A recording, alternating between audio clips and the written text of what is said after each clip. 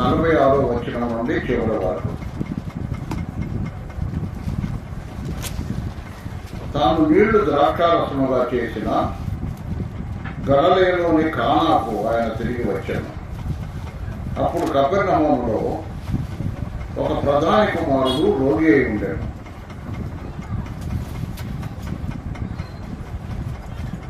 యేసు యూదయ నుండి గలిలయకు వచ్చానని నువ్వు ఇదిగా అది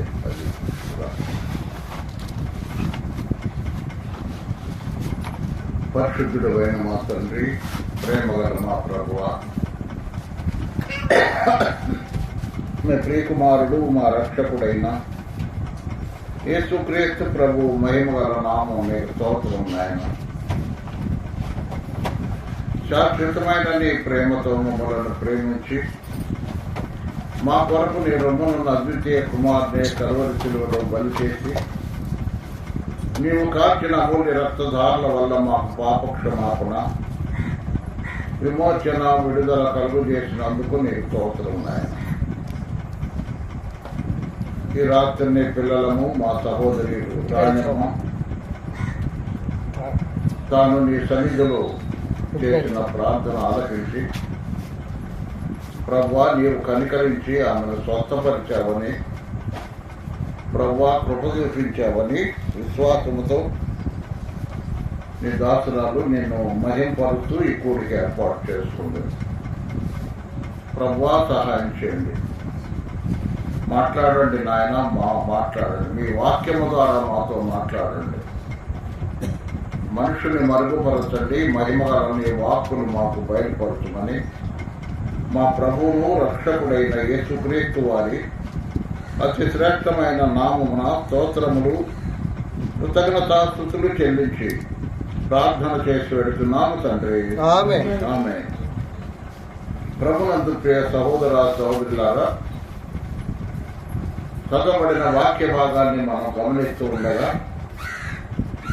యేసుక్రీస్తు ప్రభు యూదయ దేశం నుండి గలిలయ దేశానికి వచ్చాడు. ఒకసారి మనం చెప్పుకున్నాం, ఆ పేర్లన్నీ ఇప్పుడు మారిపోయినాయి. కారణం ఏంటంటే అవి ఇప్పుడు ముస్లిం సహోదరుల స్వాధీనంలోకి వెళ్ళిపోయినాయి. అందువలన ఇరాన్, ఇరాక్, టర్కీ అనే పేర్లు వచ్చినాయి వాటికి. ఈ టర్కీ అనే పేరే గలిలయకును, ఇరాన్, ఇరాక్ అనేది యూదయ తమరయులకు వచ్చినట్లుగా మనం చూస్తున్నాం. ఇది వాగ్దాన దేశం. దేవుడు అబ్రహాముకు వాగ్దానం చేసిన దేశం. ఈ దేశంలో ప్రభు సంచరించాడు. ఫిలిప్పుదైన కైసరయ ప్రాంతం వరకు సంచరించాడు. తూరు సీదోను ప్రాంతముల వరకు సంచరించాడు. అంటే వాగ్దాన దేశం దాటి కూడా ప్రభువు చాలా దూరం ప్రయాణం చేశాడు. లెబనోను ఆ పర్వతాల వరకు కూడా ఆయన ప్రయాణించినట్టుగా, కాలినడకను తిరిగినట్టుగా మనకు ఉంది. అంత మాత్రమే కాదు, యోర్దాను నది అవతల కూడా వెళ్ళి గెరాసేన్ల ప్రాంతము, బాటాను ప్రాంతంలో ప్రభువు సేవ చేసినట్టుగా కూడా మనకు దేవుని వాక్యంలో కనబడుతుంది. ఎందుకు ఆ ప్రాంతాలన్నీ కూడా ప్రభువు తిరిగాడంటే ప్రజలను దేవుని వైపు తిప్పటానికి, అయితే ప్రజలు ఎలాగుంటారంటే, ప్రజలు 48వ వచనం, సూచక్రియలు మహత్కార్యములు చూడకుంటే మీరెంత మాత్రమును నమ్మరని అతనితో చెప్పాను. యేసుక్రీస్తు ప్రభునందు విశ్వాసం ఉంచడానికి సూచక్రియలు మహత్కార్యాలు అవసరమైన ఆ దినాల్లో.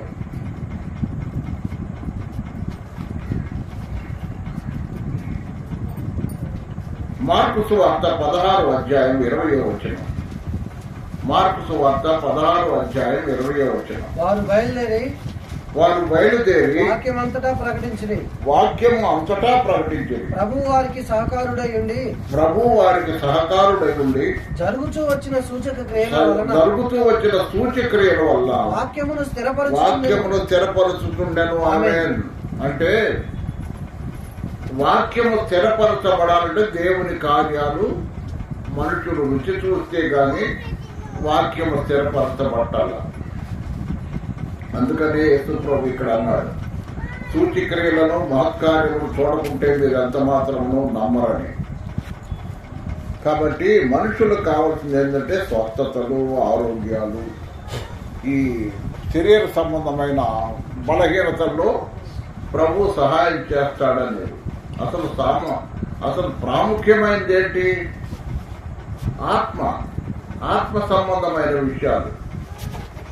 మనము ఫలించాల్సింది ఆత్మ సంబంధమైన విషయాల్లో, మనము ముందుకు సాగాల్సింది ఆత్మ సంబంధమైన విషయాల్లో. కానీ మనుషులు ఏం కోరుకుంటున్నారు? సూచిక్రియలు, అద్భుత కార్యాలు, శరీర సంబంధమైన వాటినే కోరుకుంటున్నారు. అటువంటి వాటిని మనం ఏమంటాం వాక్యంలో? అటువంటి వాటిని మనం వాక్యంలో ఏమంటాం? శరీరానుసారమైన మనుషులు. శరీరానుసారమైన మనుషులు.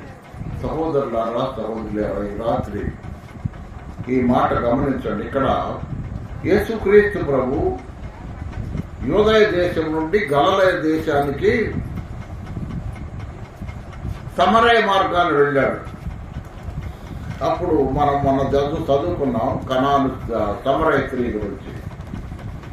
వెళ్ళినప్పుడు ఆయన ఎక్కడికి వెళ్ళాడంటే మొట్టమొదట ఎక్కడ సూచిక్రియ చేశాడో అక్కడికే వెళ్ళాడు. ఎక్కడ చేశాడు సూచిక్రియ? గలిలయలోని కానా అనే పెళ్లి విందులో సూచిక్రియ చేశాడు. మొదటి సూచిక్రియ అదే. యోహాను రాసిన సువార్తలో మొదటి సూచిక్రియ కానాను పెళ్లి విందులో ఆయన మొదటి సూచిక్రియ చేశాడు. చేయాల్సిన అవసరం వచ్చింది, అక్కర వచ్చింది. అంత మాత్రమే కాదు, బైబిల్ పండితులు కొందరు చెప్పే సంగతులు ఏంటంటే కానా జబదయి కుమారుల ఊరు, లేకపోతే యోహాను యొక్క ఊరు అని అంటారు. యోహాను యొక్క సొంత ఊరు. అందువల్ల ఈ వివాహం కూడా యోహాను సువార్తలోనే ఉంది, కానీ ఎక్కడ లేదు. కాబట్టి ఈ వివాహంకు యేసు, ఆయన శిష్యులు, అలాగే తల్లి అయిన మరియ కూడా పిలువబడ్డారు. అంతమంది ఒక ఇంట్లో వాళ్లే పిలువబడ్డానికి కారణం ఏంటంటే వాళ్ళు బంధువులు. అందువలన జబదయి యొక్క భార్య సలోమి కన్య అయిన మరియకు మరి సహోదరి. అందువలన ఆమెను పిలవాల్సి వచ్చింది. ఆమె పిలిచింది, తన అక్క, చెల్లెలో, సహోదరిని పిలిచింది. ఆమెతో పాటు యేసు ప్రభు, ఆయన శిష్యులు కూడా పిలువబడ్డారు. కాబట్టి మొదటి సూచక్రియ జరిగిన కానా దగ్గరకే మళ్ళీ ప్రభు వచ్చాడు. తిరిగి వచ్చాను అనే మాట. ఇక్కడ మళ్ళీ ఇంకొక పరిస్థితి ఎదురైంది. ఏంటంటే కానాకు దగ్గరలోనే కపెర్నహూము ఉంది. ఇది గలిలయ సముద్రానికి దగ్గరనే ఉంటుంది. గలిలయ సముద్రానికి దగ్గరనే ఉంటుంది. ఈ కపెర్నహూములో ఒక ప్రధాని ఉన్నాడు.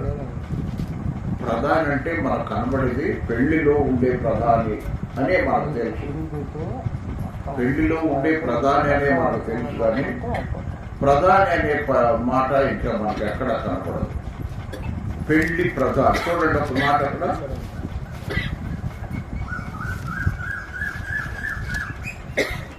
యోహాను సువార్త 2వ అధ్యాయం.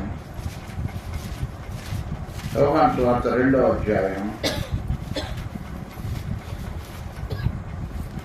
9వ వచనం. చూడు 8వ వచనం. అప్పుడు ఆయన వారితో, ఇప్పుడు మంచి విందు ప్రధాని యొద్దకు తీసుకొని పోండి అన్నాడు. ప్రధాని అంటే మనకు తెలిసేది ఆ విందుకు ప్రధానిగా ఉన్నవాడే తెలుస్తున్నాడు. కాబట్టి ఇతను ఏ ప్రధాని అనేది ఇక్కడ కనపట్లేదు, కానీ మొత్తానికి ప్రధాని అంటే ఒక ముఖ్యమైన పెద్ద, ఆ గ్రామంలో ముఖ్యమైన పెద్ద, పెళ్లి పెద్ద అనుకుందాం. పెళ్లిళ్ళు వాటికి పెద్దలు ఉంటారు కదా. ఎన్ని పెళ్లిళ్ళు ఎవరు చేసినా ఒక మాట రాయబడి ఉన్నది. ఏంటది తెలుసా? పెద్దల నిర్ణయము అని. ఉత్తదే వీళ్ళన్నీ చేసుకొని పెద్దలు పేరు పెడతారు. అన్నీ వీళ్ళే మాట్లాడుకుంటారు. మొన్న ఒక తోటకు పోయాం మేము. ఎంతసేపు మాట్లాడినా వాళ్ళు వచ్చారు వీళ్ళు పోవాలంటున్నారు, కానీ మాట్లాడుకున్నారంటే మాట్లాడుకున్నామని అన్నీ మాట్లాడుకొని పెద్దల దగ్గరకు వచ్చేలేకే పెద్దల నిర్ణయం అంటారు. చూసారా? అది మానవ సహజమైన లక్షణం. సరే, మొత్తానికి కపెర్నహూములో ఒక ప్రధాని ఉన్నాడు. అతని కుమారుడు రోగి అయి ఉన్నాడు. ఏమి రోగం అంటే జ్వరము. ఈ దినాల్లో ఉన్నట్టుగా ఆ దినాల్లో వైద్యం అంత దగ్గర లేదు. వైద్యం అంతా ఫార్వర్డ్గా లేదు. అంటే బాగా వైద్యం ఎప్పటికప్పుడే డోలో వేసుకుంటాను, పారాసెటమాల్ వేసుకుంటాను, తగ్గిపోయేటట్టుగా లేదు అది. ఆ దినాల్లో విష జ్వరాలు కూడా ఉన్నాయి. కాబట్టి జ్వరం వస్తే ఒక్కోసారి చచ్చిపోయే పరిస్థితి కూడా ఉందన్నమాట. ప్రభు అయిన యేసుక్రీస్తు వారు ఒకనాడు పేతురు వాళ్ళ ఇంటికి వెళ్ళాడు. పేతురు అతను జ్వరంతో పడి ఉంది. అతను యేసు ప్రభు పోయి జ్వరము గర్జించినప్పుడు జ్వరమా మీద ఉడిచాను అనే మాట ఉంది. కాబట్టి ఆ దినాల్లో జ్వరం అంటే కూడా ప్రజలు భయపడేవాళ్ళు. ఈ దినాల్లో లెక్క చేయట్లా. ఏమంటే జ్వరం వచ్చిందంటే, ఇందాక ఒకడు జ్వరం వచ్చింది, ఏంద్రా ఎట్టొచ్చిందిరా అంటే వాతావరణం మారలా, ఇప్పుడు ఎంత కావాలరా అంటే 300 కావాలి, అట్లా. కాబట్టి ఇప్పుడు 300 తీసుకొని వెళ్తే జ్వరం తగ్గిపోతుంది. అప్పుడు అట్లా కాదు. అప్పుడు ఇంత వైద్యం డెవలప్మెంట్ లేదు. కొంతమంది ఏమంటారు, ఏమంటే జ్వరం వచ్చింది అన్నాం అనుకో, డోలో వేసుకో ఒకటి, లేదా పారాసిటమాల్ వేసుకో ఒకటి అని అంటారు. కాబట్టి వైద్యం ఎక్కడికి వచ్చింది? ఇంట్లోకే వచ్చింది. ఆ దినాల్లో వైద్యం చాలా కష్టమైన పరిస్థితి.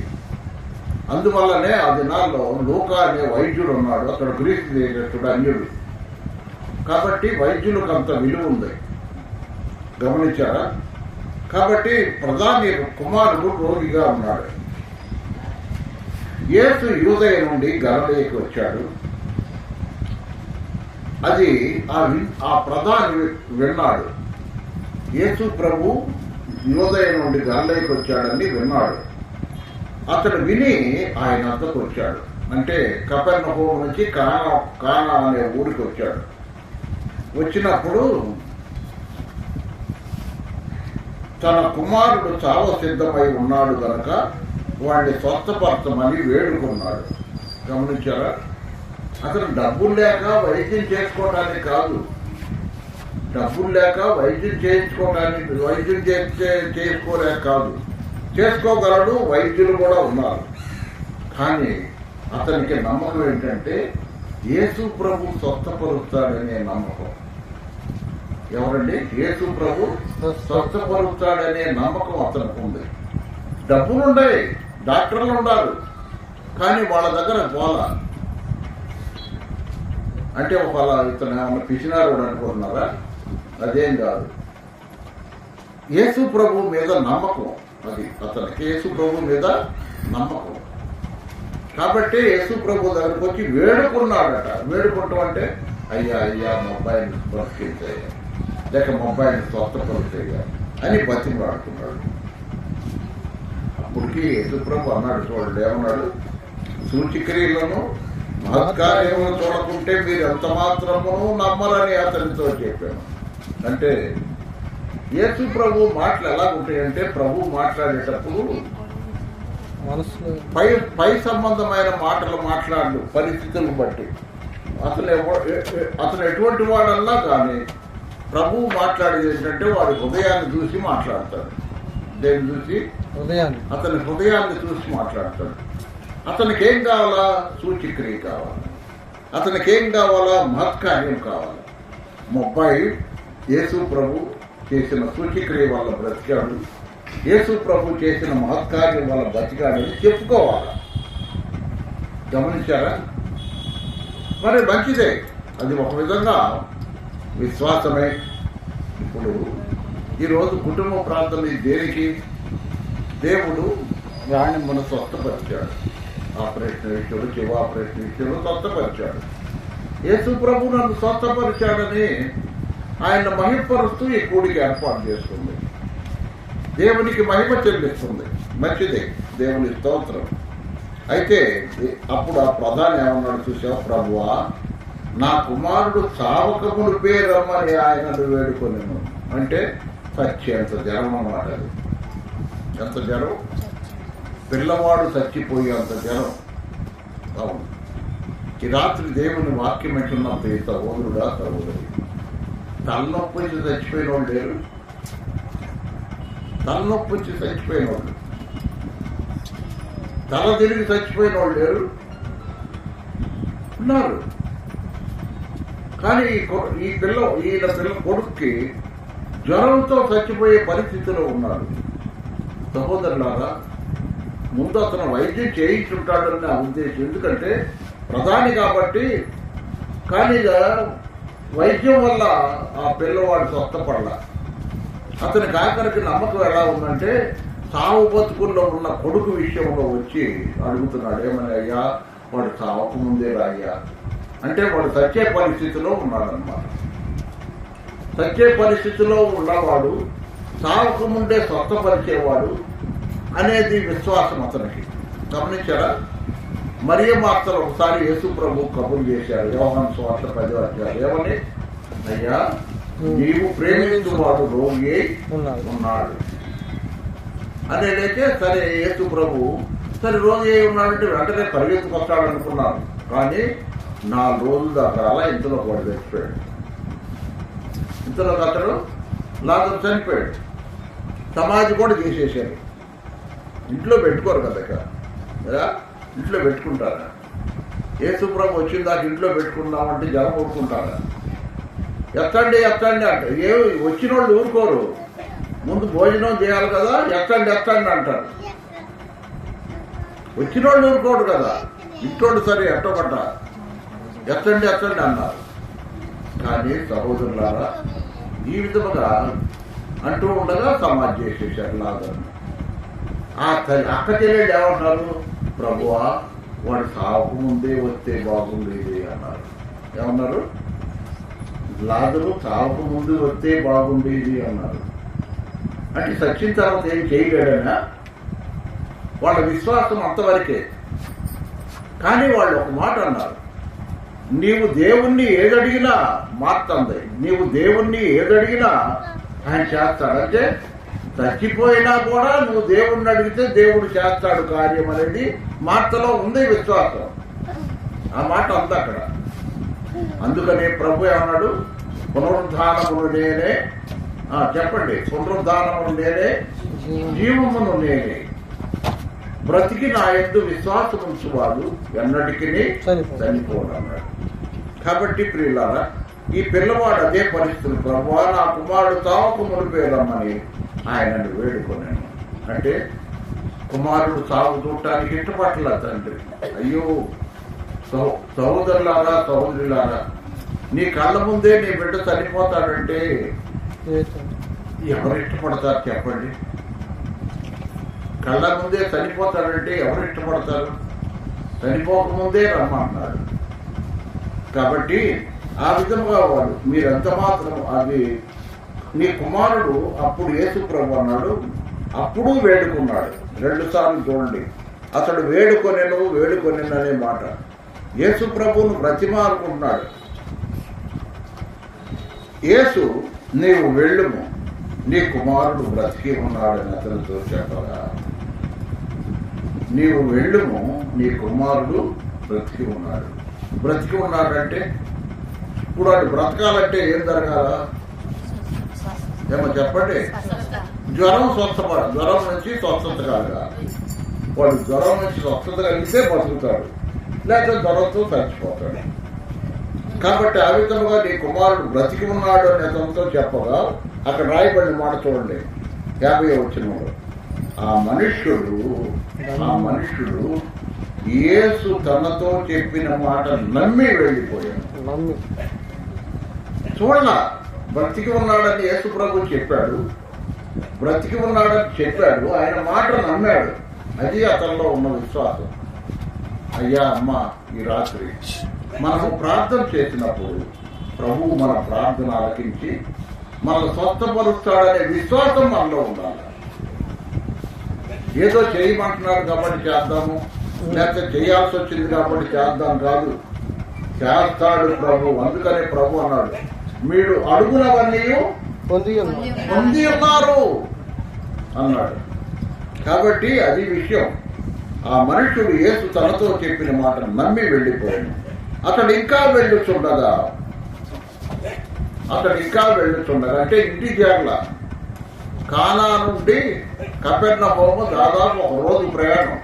ఆ దినాల్లో ఆటోలు ఉన్నాయా? ఆటోలు లేవు. కాలినడకనాల్లో పోవాలా, గాడి మీదన్నా పోవాలా, లేక డబ్బులు రావడైతే దాన్ని రథం కట్టుకోవాలన్నా పోవాలా. వెళ్తున్నాడు. ఇంకా చేరల. ఒక రోజు పైన పట్టింది. వెళ్తా ఉన్నాడు. అతడు ఇంకా వెళ్ళుతుండగా అతని దాసులు అతనికి ఎదురుగా వచ్చి అతని కుమారుడు బ్రతికి ఉన్నాడని తెలియజెప్పి వాడు స్వస్థపరచబడ్డాడు. యేసు ప్రభు చెప్పినప్పుడు స్వస్థపరచబడ్డాడు. వాళ్ళు ఏం చేశారంటే, యేసు ప్రభు కోసం వెళ్ళాడుగా, ముందు ఆయనకు చెబుతా వాడు బాగుపడ్డాడని, ఆయన ఎందుకు ఆయన మధ్యలాంటి మళ్ళీ తీసుకురావడం అని చెప్పి ఆ ఇంట్లో ప్రధాని యొక్క దాసులు ఉన్నారు. వాళ్ళు వచ్చారు. వచ్చి చెప్పారు, అయ్యా నీ కొడుకు బ్రతికాడు, ఏ గంటకు వాడు బాగుపడసాగనని వారిని అడిగినప్పుడు, ఏ గంటకు అంటే ఎప్పుడు స్వస్థపడ్డాడు అనేది తెలుసుకోవడానికి అడిగాడు. అడిగినప్పుడు వారు నిన్న 1 గంటకు జ్వరము వారి విడిచెను అని అతనితో చెప్పాను. ఇప్పుడు చెప్పండి, ఎంతకాలం పట్టింది? కానా నుండి కపెర్నహూముకి ప్రయాణం ఎంతకాలం? దాదాపు ఒక రోజు పట్టింది. నిన్న 1 గంట అంటే 1 గంట నుంచి ప్రయాణం చేశాడు. మరి రాత్రి ఎక్కడన్నా ఉన్నాడో మళ్ళీ ప్రయాణం చేశాడో మనకు తెలియదు. మళ్ళీ ప్రయాణం చేస్తున్నాడు. అప్పుడు దాసులు ఎదురొచ్చారు. గమనించారా? కాబట్టి నిన్న 1 గంటకు అన్నారు. నిన్న 1 గంటకు జ్వరం ఆమెను విడిచినతో చెప్పాను. జ్వరం వాని విడిచినని అతనితో చెప్పి, నీ కుమారుడు బ్రతికి ఉన్నాడని యేసు తనతో చెప్పిన గంట అదే. అంటే యేసు ప్రభు ఏమని చెప్పాడు? నీ కుమారుడు ఏమన్నాడు అక్కడ? నీవు వెళ్ళము, నీ కుమారుడు బ్రతికి ఉన్నాడు అని చెప్పింది. ఎప్పుడంట? నిన్న 1 గంటకు. నిన్న 1 గంటకు చెప్పాడు. మరలా ఇతను ప్రయాణం చేస్తున్నాడు, ఇంకా ఇంటికి చేరలేదు. అంతలోకి దాసులు ఎదురొచ్చాడు. నిన్న 1 గంట కంటే ఒక రాత్రి గడిచిపోయింది. కొంత సమయం గడిచిపోయింది. పొద్దున్నేనో మరి మధ్యాహ్నం లోపు మొత్తానికి వాళ్ళు ఎదురొచ్చి నిన్న జ్వరము వారిని విడిచెను అని అతనితో చెప్పాను. నీ కుమారుడు బ్రతికి ఉన్నాడని యేసు తనతో చెప్పిన గంట అదే అని తండ్రి తెలుసుకున్నాను. నాతో చెప్పిన వెంటనే ఎట్లా? నాతో యేసు ప్రభు నీ కుమారుడు బ్రతికి ఉన్నాడు, నీవు వెళ్ళము, నీ కుమారుడు బ్రతికి ఉన్నాడని చెప్పిన మాట నిన్న 1 గంటకు చెప్పాడు. ఇక్కడ కానాలో చెప్పాడు. స్వస్థత ఎక్కడ జరిగింది? కపెర్నహూములో జరిగింది. ఇదే సందర్భం కనాను స్త్రీ విషయంలో కూడా జరిగింది. కనాను తూరు సీదోను ప్రాంతాల నుంచి సురఫెనికీయ వంశస్థురాలైన ఒక కనాను స్త్రీ వచ్చింది. ఆమె కుమార్తె దయ్యం పట్టింది. ఎవరి వల్ల కాలం యేసు ప్రభు దగ్గరకు వచ్చి గోదాడుతుంది. ఆమె అన్యురాలు అంటే కనాను స్త్రీ అంటే అన్యుడు, యూదులు కాదు, ఇశ్రాయేలీయులు కాదు. అయితే ప్రభువు ఆమెకు సమాధానం చెప్పరా. తర్వాత శిష్యులు అన్నాడు, అయ్యా ఏదో ఒక మాట చెప్పి పంపించు, మన ఎమ్మడి పడి వస్తుంది కదా, ఏదో ఒక మాట చెప్పి పంపించయ్యా అని అన్నాడు. అక్కడ ఒక మాట అన్నాడు ప్రభు. ఏమన్నాడు? కుక్క పిల్లల రొట్టె తీసి పిల్లల రొట్టె తీసి కుక్క పిల్లలు కుక్క పిల్లలకు వేసి వస్తున్నా అన్నాడు. కుక్క పిల్లలు ఎవరు? ఇశ్రాయేలు ప్రజలు లేక యూదులు దేవుని పిల్లలు. వాళ్ళ రొట్టె తీసి ఎవరికి? కుక్క పిల్లలకు వేయవచ్చునా? బిడ్డలు తినాల్సిన రొట్టె బిడ్డలే తినాల అని అన్నారు. అంతలోకి దాన్ని ఆంబట్టుకుంది. ఎవరు? కనాల స్త్రీ పట్టుకుని ఏముంది? అయ్యా, కుక్క పిల్లలు కూడా పిల్లలు తిన్న రొట్టె ముక్కల్లో నుంచి ముక్కలు కింద పడితే అవి తింటాయి కదయ్యా అంది. ఒక తెలివి గల స్త్రీ, అన్యురాలైనా చాలా తెలివి గల. ఆ ముక్కలైనా తింటావయ్యా, ఆ ముక్కలన్నా పడేయ్యా అంది. ప్రభు ఆశ్చర్యపోయాడు అన్నమాట. ఇంత విశ్వాసం ఉందా ఏమో అని చెప్పి, అమ్మా నీ విశ్వాసము నువ్వు విశ్వసించినట్లుగా నీకు అవునుగాక, నీవు నమ్మినట్టుగా నీకు జరుగునుగాక. నమ్మినట్టుగా ఏమి నమ్మిందో మరి రాని నాకు తెలియదు. నమ్మింది ఏంటంటే ప్రభు నన్ను స్వస్థపరుస్తాడు, నాకు సహాయం చేస్తాడు అని నమ్మింది. ప్రభు సహాయం చేశాడు. నమ్మేవా? దేవుడు సహాయం చేస్తాడు. అయిదో కాదు, అవునో కాదు, అయిదో ఆ అనుమానం అనేది మనలో ఉండకూడదు. కాబట్టి ఆ విధముగా నీ కుమారుడు బ్రతికి ఉన్నాడని యేసు తనతో చెప్పిన గంట అదే అని తండ్రి తెలుసుకోండి. కనుక అతని ఇంటి వారందరూ అతడు నమ్మాడు. అతని ఇంటి వారు కూడా ఇంటికి వచ్చాడు. ఇంటికి వస్తే పిల్లడు జ్వరం తగ్గిపోయి బాగున్నాడు. అప్పుడు చెప్పాడు, నిన్న 1 గంటకు కదా జ్వరం తగ్గింది. నాకు అదే సమయంలో యేసు ప్రభు అక్కడ చెప్పింది నాకేంటంటే, నీ కుమారుడు బాగుపడ్డాడులే పో అన్నాడు. నీ కుమారుడు బాగుపడ్డాడు, నువ్వు పో అని చెప్పాడు. కాబట్టి యేసు ప్రభు తన నోటితో చెప్పిన ఎప్పుడు మాట చెప్పాడో అప్పుడే ఇక్కడ కార్యం జరిగింది. సహోదరులారా, ఇప్పుడు ప్రభు పరలోకంలో ఉన్నాడు. ఇప్పుడు ప్రభు ఎక్కడున్నాడు? పరలోకంలో ఉన్నాడు. మరి ఆయనను మనం ప్రార్థన చేస్తున్నాం. పరలోకంలో ఉన్న ఆయన కార్యాలు జరగట్లేదా? యాకోబు పత్రిక 5వ అధ్యాయం 17వ వచనం ఏం చెప్తుంది? యాకోబు పత్రిక 5వ అధ్యాయం 14, 15 చూడయ్యే 17 5వ అధ్యాయం. విశ్వాస సహితమైన ప్రార్థన రోగిని స్వస్థపరచును, ప్రభు అతనిని లేపును. ఎవరు లేపుతారంటే ప్రభు. ఎక్కడున్నాడు ప్రభు? ప్రభు ఎక్కడున్నాడు? పరలోకంలో ఉన్నాడు. ఇప్పుడు మన మధ్య పరిశుద్ధాత్ముడుగా ఉన్నాడు కదా. పరిశుద్ధాత్ముడుగా ఉండి ఆయన లేపుతాడు.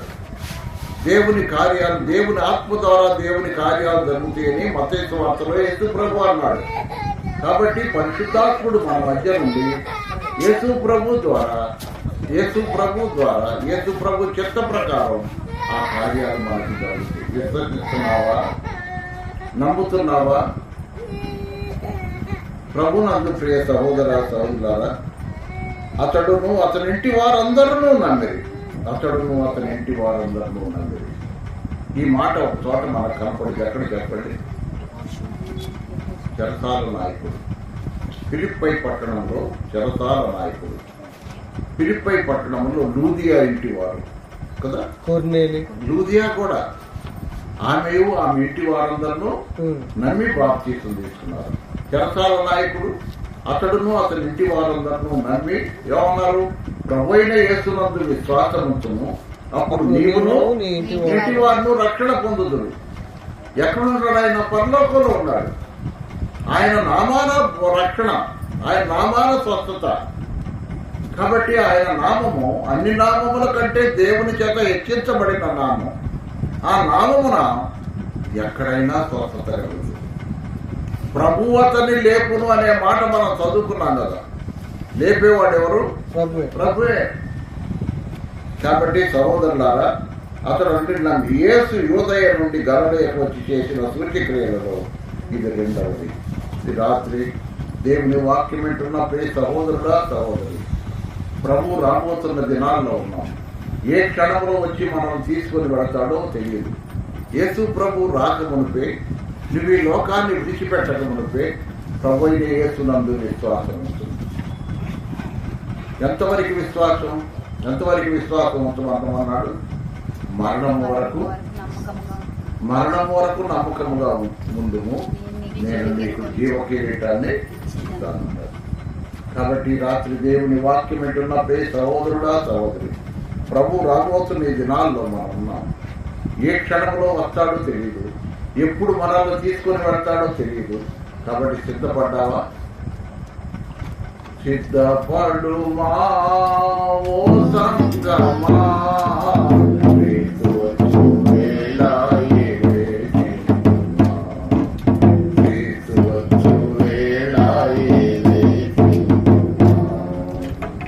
బండ సందుల పావురమా. బండ అయిన క్రీస్తులో నీవున్నావు. ఏ క్షణంలో ఆయన వస్తాడో తెలియదు. సిద్ధపడ్డావా? విశ్వాసంలో బలపడ్డావా? ప్రభు రాకడ కొరకు ఎదురు చూస్తున్నావా? ఏ క్షణంలో వస్తాడని ఎదురు చూస్తున్నావా? ప్రభు ఎప్పుడు వచ్చినా సిద్ధమేనా చెప్పు. ముందు నీ పరిస్థితి ఏంటి, నా పరిస్థితి ఏంటి? విశ్వాసంలో స్థిరముగా ఉండి ప్రభు వస్తున్నాడని శుభప్రదమైన నిరీక్షణ కలిగి ఒకరినొకరము ప్రేమ కలిగి ఉండాలా. మళ్ళీ అది లోపం అయింది. విశ్వాసం ఉండొచ్చు, ప్రభు వస్తున్నాడని నిరీక్షణ ఉండొచ్చు, కానీ ప్రేమ లేకపోతే వ్యర్థుడను. గణగణలాడు తాళములు, బ్రోగెడు కంచు, అంతే. ఊరి మాటే. ప్రేమిస్తున్నానంటే కుదరదు. ప్రేమ క్రియలతో కూడిందిగా ఉండాలి. చూడు, మన ప్రేమ క్రియలతో కూడిందిగా ఉండాలి. మొన్న ఒకసారి మేము ఒక అబ్బాయి నేను మాట్లాడుకుంటున్నాం. ప్రార్థించే పెదవుల కంటే ప్రార్థించే పెదవుల కంటే సాయం చేసే చేతులు మిన్నంటే కాదన్నాడు. ప్రార్థన అన్నింటికంటే గొప్పది కదా అన్నాడు. నిజమే, ప్రార్థన గొప్పది. అంటే ప్రార్థించి ఊరుకుంటే కాదు, క్రియ కావాలి కదా. విశ్వాసం ఉంచడమే మంచిదే. విశ్వాసం ఉంచిన దానికి క్రియలు వెంబడించాలన్నాడు యాకోబు. క్రియలు లేని విశ్వాసము మృతము. కాబట్టి ప్రార్థించాలా, కానీ దానికి తోడు క్రియలు కూడా ఉండాలి. ఉన్నాయా మన జీవితాల్లో? ఒక్కసారి మనల్ని మనం పరీక్షించుకుందాం. ప్రభు రాబోతున్నాడు, ఏ క్షణం వస్తాడో తెలియదు. కాబట్టి సిద్ధపడదాం, ప్రార్థన చేసుకుందాం.